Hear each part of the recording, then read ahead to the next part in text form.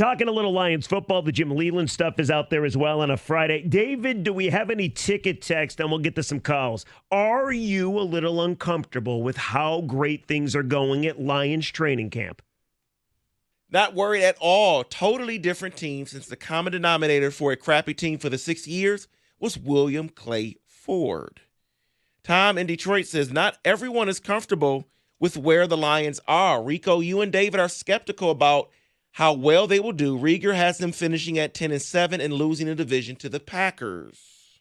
Do you have them losing to the Packers? I do. All right. Makes sense. I am 62 years old, Lion fan, and I prefer to be the underdog. Signed, Carl from Milan. I think there's something to that. I think some people like being the underdog because there is no pressure on the underdog. You're not supposed to win. Here's the thing, Detroit, you're supposed to win. You're supposed to win your division. You're supposed to be in the NFC Championship game again, which means that any slip up, anything that does not happen and get you at least back to the championship game, I hate to say it, makes your season a failure. Yeah. No, I remember. Now you can sit there, well, we won 13 games. Did you get knocked out in the first round of the playoffs? Yes, failure. I remember doing the show. I filled in for Cookies. I was with Jansen, and I said I got him at 10-7. And Jansen got pissed at me. Because I got him at 14 wins, and Tom had him at 14 wins. But I asked John, I'm like, is it real? Is the target on your back thing real, or is that just media talk? He's like, oh, no, definitely real. When you become the hunter instead of the hunted. When teams in the offseason game plan for your team. I call it, you're now a circle game, which means when the teams look at the schedule, they circle Detroit.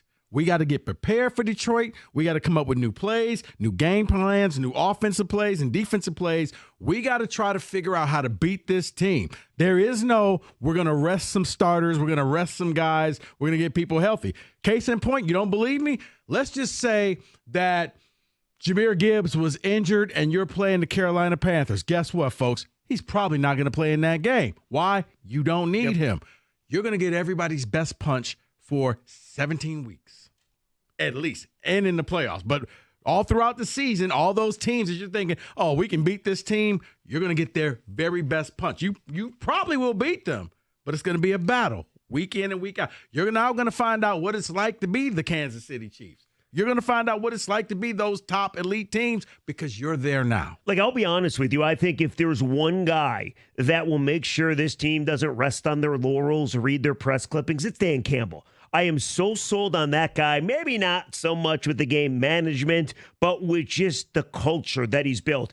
Like, I was watching Good Morning Football, and they were all saying the same thing, like Kyle Brandt, and who's the other guy on that? I'm drawing a blank on his name. Peter Schrager, yeah. And they had Gronk on today, pretty funny. But anyway, they both agreed. They're like, the one thing that could derail the Lions is reading their own press clippings, which is something I don't think they're going to do. But see, here's the thing, though. Coaches coach, players play. You could sit there. It's like Rieger as a parent. You could tell your daughter what to do and what not to do, but until she actually learns the lesson her own self, it's like, I told you not to do that. Oh, my daughter learns. Oh. The motto in the Rieger family, you're allowed one mistake, can't make the same mistake twice. What, you don't believe? I could say something there. I could too, David. And you know what? It's personal growth on your part and mine. We're going to move on. Going to go to the phone lines. I don't know what you could possibly say. JP, you're on 97.1. Great dad and parent.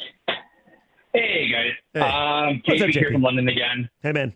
London, Ontario, not London, England. Just want to clarify that. Oh, okay. I thought you were in London, England. Okay. Yeah, that would have been more exciting for me, JP. Sorry, I grew up with family ancestry is Scottish, so I wouldn't be London, England to begin with. JP, real quick, you got us on speakerphone? If you do, can you take us off? Sure. All right, done. Oh, so much better. Wow, that sounds great. Sorry.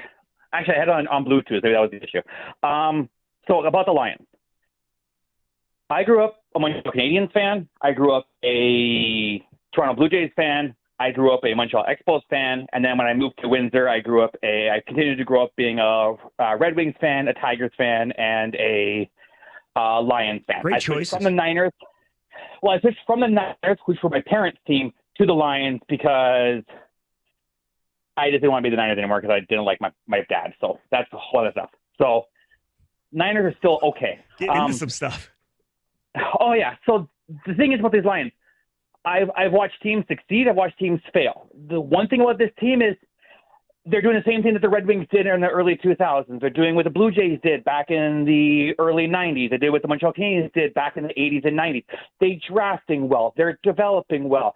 They've brought in good coaching staff. They're keeping their guys. They're taking care of the guys they need to, and they're not just throwing money at the wall. Now, the Red Wings did throw a bunch of money at the wall to win some of those Stanley Cups, so I lose that argument there. But this team is being built the right way. They're taking the time to put all the pieces together. They're building it from the inside up. And I've seen teams that have won Stanley Cups, I've seen teams that have won World Series and stuff like that. And this is how they've done it. And so I want to be the team that everyone hunts, because it means that you're at the top of the mountain. You're not halfway up the mountain. You're not looking to get up the mountain. You're there. And that's where I want this team to be. JP, that's a great point. No, that is a fantastic point. Yeah. Because it's one thing to think about it from my negative slant, I guess, which is like, oh, man, what's going to go wrong? Oh, man, Freddie's behind me. Oh, man, somebody's going to get me. But JP is so dead on.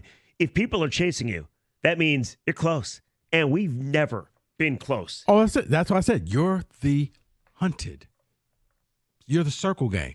People are going to give you their best shot. Why? You're standing in their way.